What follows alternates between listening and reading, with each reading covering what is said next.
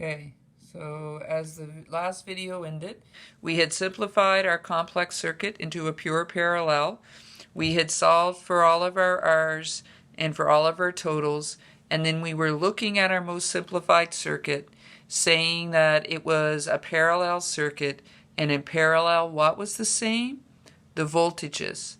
So the voltages in parallel should be the same, but please don't get don't go nuts and fill in 120 for every volt here, because V1 and V2 aren't in here.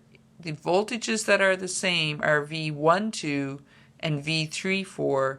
They will be equal to V total. So where 12 is, you put in 120 volts, and where 34 is, you put in 120 volts. And so now you can do 12 divided by 120 and get 10 amps. And you can do 6 divided into 120 and get 20 amps. And then 20 and 10 give you back the total 30. Okay, so once you've solved for this simplified circuit, you now need to step backward and say, okay, 3, 4 replaced R3 and R4. And R3 and R4 are connected in series. And in series, what's the same? You should be saying current here. So I3 must be equal to I4, must be equal to the I34 that we replaced it with. So I34 was 10 amps, which means I4 will be 10 amps and I3 will be 10 amps. And now we can find V4, 90 volts, and we can find V3, 30 volts.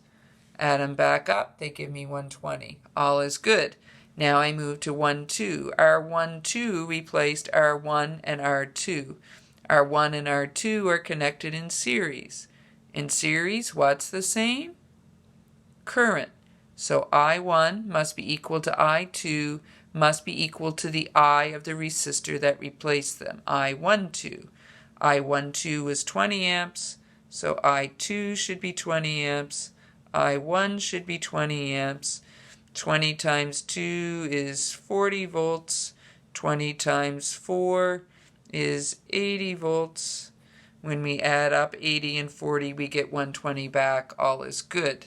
Now, just as a little note, after you finish the chart, it's not a bad thing to look across your row of V's. None of your V's should be bigger than your V total. Okay, they can be equal to, they shouldn't all be equal to, but it's okay if you have 1 or 2 that are equal to V total, but they should not be bigger than V total. Look across your row of I's.